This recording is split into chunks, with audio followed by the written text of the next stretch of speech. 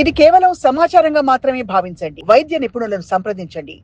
మన చేతుల్లో లేనివి కొన్ని ఉంటాయి.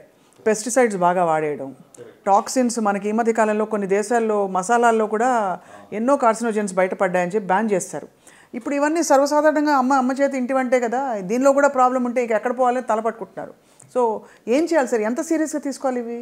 ఒకటండి, మన చేతిలో ఉన్నది మనం చేయగలం. Prevent the preventable.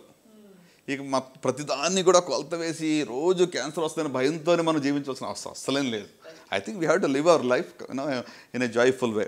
సో కనుక నేనేమంటానంటే, consumption of lots of fruits and vegetables, balanced diet, physical activity, consumption of more water, okay, ఇవి ఫండమెంటల్గా మనం తీసుకున్నట్లయితే మరి ఎంత మోతాదులో తీసుకోవాలని క్వశ్చన్ వస్తుంది.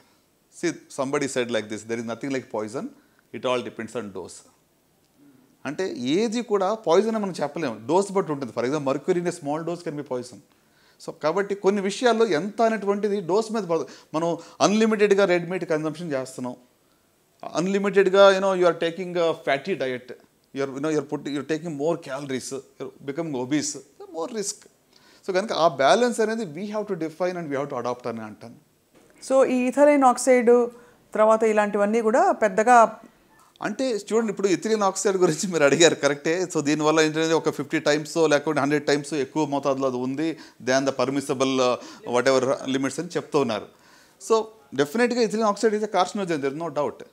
కానీ మరి ప్రతి ఫుడ్ మీరు తీసుకునేటప్పుడు మీరు మెజర్ చేయలేరు కదా. How can a common man take it? I think దీనికి ఏంటంటే మనకి లెజిస్లేషన్, మన వాట్ ఎవర్ రెగ్యులేటరీ బాడీస్ ఉన్నాయో, they have to be more stringent.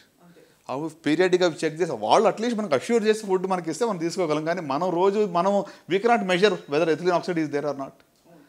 So as much as possible నేచర్కి దగ్గరగా బ్రతకడం అండ్ సమతుల్యమైన జీవనశైలి, ముఖ్యంగా బాగా వ్యాయామం చేయడం, ఏదో విధమైన ఫిజికల్ యాక్టివిటీ అవసరమని సూచిస్తున్నారు sir. It's very very enlightening sir. అంటే చాలా reassuring also in many ways doctor Chinnababu గారు.